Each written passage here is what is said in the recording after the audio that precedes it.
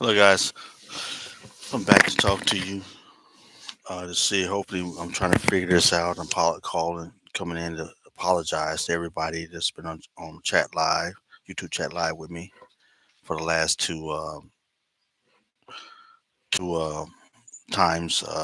It's my first live chat, um, and I'm excited. I found I had to move around different spaces to make sure I have the right technology that works consistent with the equipment that I'm using and it's sometimes difficult to find the right equipment. So I'm finding different locations to use my equipment. Some of my equipment don't work with other Sony don't work with Magnavox or Apple don't work with Android or systems don't cross over. So sometimes you got to figure things out, and I think I got it technically together now, so I know where to go. So I apologize for the last couple live broadcasts. My first, you got to remember, this is my first broadcast, guys. So I'm excited to have a lot of hot topics to talk about, a lot of things that's going to be really going on, like the price of eggs, guys. Eggs right now is 10 something for a carton of 12 eggs, and up to 15. It fluctuates back and forth. When according to X used to be three something, now they're $10, $12, and that's on sale. And so, what do you think, American people? What do you think about that? And I was telling so many people who was having a conversation about the price of eggs, and I would say it's the price and demand. We have a lot of people in the country that we didn't have before. That's the you got to understand the supply was relegated to the populace, and people understand micro macroeconomics. And if you don't know that, you just going off on a whim or your thought.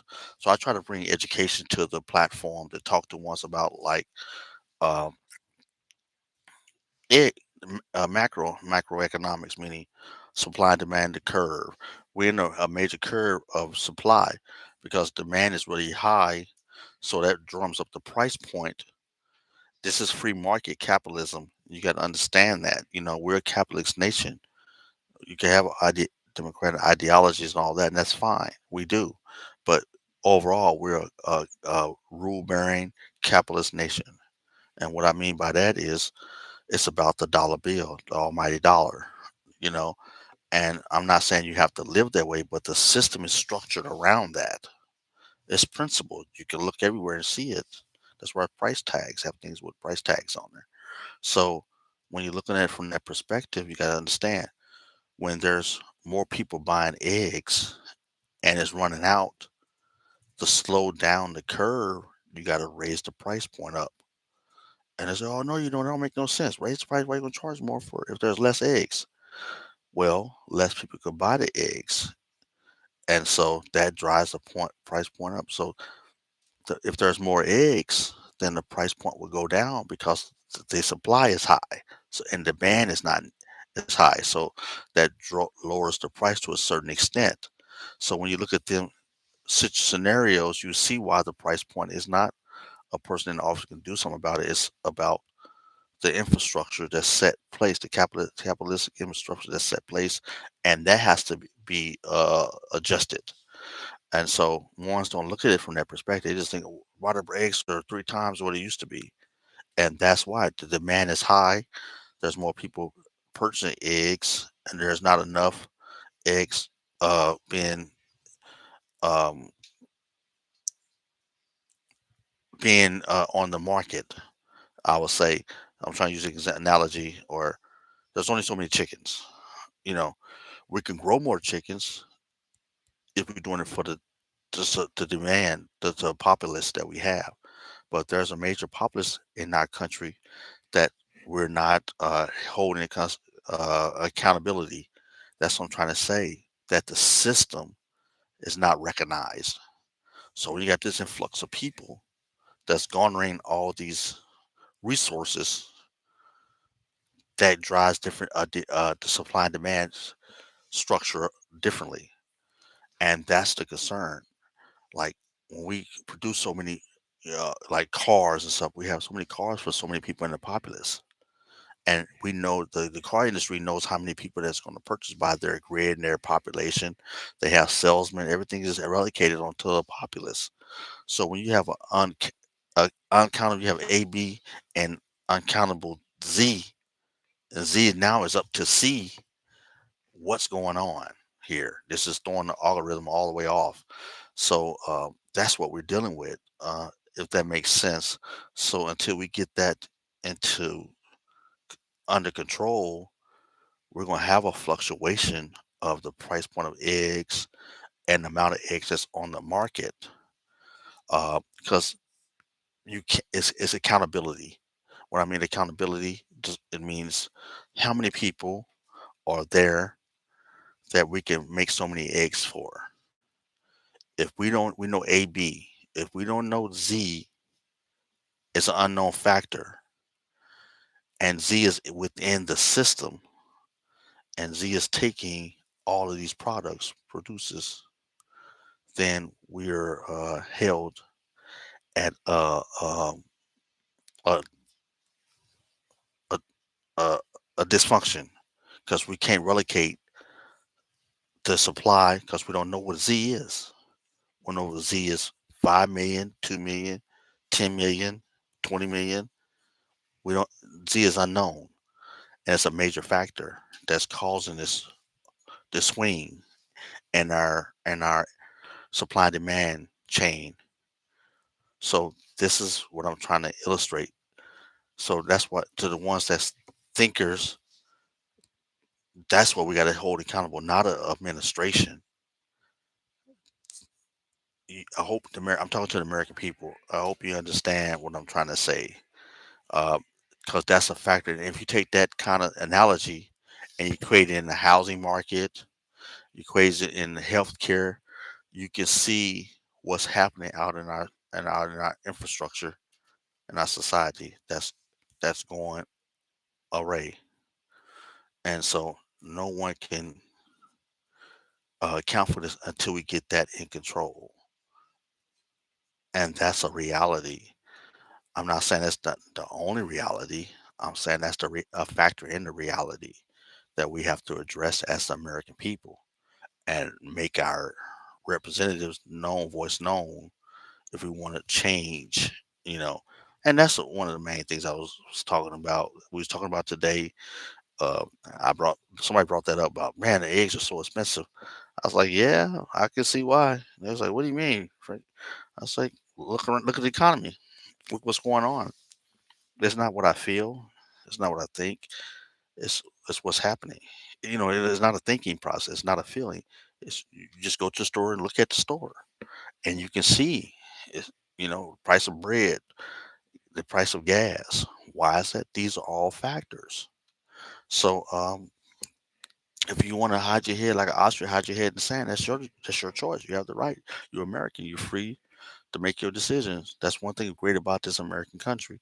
USA is we fight for our freedoms, and I'm ex-military. I fight for the American freedom, and I don't agree with everything, but I d- I play my part at a certain extent, and you know I believe in that liberty. So you have the freedom to make your decisions, man. A lady, I mean, man, just a figure of speech. But yeah, it's a lot of things going on. But I got back online on live chat to talk to you guys. I have a little stress day, a little gray hair growing in here. I have to shave all this up. Um, and I'm reaching out just to talk, guys, and just to say, I'm sorry for the live chat, but I pretty much got everything together now, and there will be better outcomes. I'm doing on my regular channel, on the same channel, but on the videos I put out. I'm learning to put out different videos of interest, different economics, politics, entertainment, how-to videos. My field is predominantly entrepreneurship, business, public administration. I'm a serial entrepreneur. Um, I am a barber, professional barber. I work with a lot of different categories and different nonprofit sector, the government institutions. Uh, so uh, there's a lot of opportunities out there. I got on YouTube live content creation due to the fact that some of my constituents, Southern French, you have a lot of stories in your life and you have a lot of message and you give a lot of well stuff away. Why don't you go on YouTube and reach out? That's a great platform to be able to reach people and get your truth out there. And people love to hear a lot about your life and what you've been through and things you might could bring to them, opportunities. So I finally graduated with my master's. I decided give it a shot. Why not? Something new. I'm a life learner. I believe you always learn something new and go forth. So this is my example to the American people. Go forth, man. Just try things. Enjoy your life. Reach out for new horizons. Try new adventures. And that's why I'm coming back on tonight to apologize to the American people, to YouTube uh, uh, platform, to let you guys know we'll be moving forward, better content, new ideals, new concepts. We got the technology together, and don't worry, it'll be better and more exciting. I have a couple of topics I want to talk about. I don't want to touch with tonight because it was one of the difficult situations tonight. So I'm just talking to you personally, guys. I'm reaching out from a person as American. It's a personal conversation to say I apologize about the technical difficulties. Hopefully we'll get past this and move on, and we'll be more about um, the topics of the day. The discussions. So we have a big thing on with the President Zelensky with the peace deal with Russia and Ukraine and NATO and how we're our alliances and how the United States is a major power that and a new administration that's in the White House and how that's going to work out and work with the Ukrainian people and NATO. So there's a lot of moving parts, a lot of things going on in the government and geopolitics. It's exciting. We're in a historical era in American society that things are being addressed different. So the geopolitics is very interesting this administration around. So a lot of hot topics we'll be discussing, and I'll be bringing forth in the next live chats. Hey, tune in, let your friends know about us. Get into my on my chat, my live chat, and we'll talk to you about the next topic. Have a wonderful night. Subscribe, stay tuned, like this, and I hopefully hear from you guys. Thank you, the Fabulous. Brother, I'm sorry. I tried to. We got it all together now. We're live. I apologize for the last uh, live stream that it was the technical difficulties, but now we're in a better situation. And I hope you go over the last one I talked about. Zelensky, President Zelensky of Ukraine, owed American people, not just the president, but the American people, an apology for his behavior in the White House and having his personal issues and trying to push his agenda. Why we was looking to talk about the minerals deal from the U.S. perspective and with the president Ukrainian and see if we can get that solved first. And that never got took place. And so that was the topic of this discussion. Does President Zelensky owe the American people an apology? I thought he does because he after that meeting, the abrupt meeting in the White House, the Oval Office, he went on to Fox News and talked to one of the anchors there that actually went to Ukraine and met him there in his country and he got him around. But the anchor asked President Zelensky, "Do you owe the president?" And I believe he said referenced the American people an apology for his behavior in the White House, and he ignored the question. Then he came back and he said again, like he showed some senators talking about how they felt about what happened in the White House, and he had on both sides of the aisle.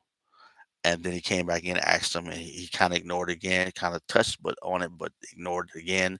And I was like, wow, this guy is unique. So I hope we're moving in the right direction now. He's talking about peace deal because I really don't want no more Ukrainians to die, no more Russians to die. This is war's been going on for a while. A lot of people lost their lives on both sides, and we no one nations should be at peace, but we know there's always tension, and it happened. There's a war going on, so If there's a way that we can make a deal to get this uh, set to the side, let's make it. But you got to understand, when you're dealing with powerful nations, no nation does generally at that level something for free without some kind of regards to getting support on the back end. As for depending on how much we put out, that nation put out, not just the United States, any nation. We know there's always been throughout history, there's always been attaches and speakers for nations, and saying we're making deals and something was about alliance with something else coming up. Well, might we just be okay? You be alliance to if we come to war with another nation, you have our back due to the fact that we had your back.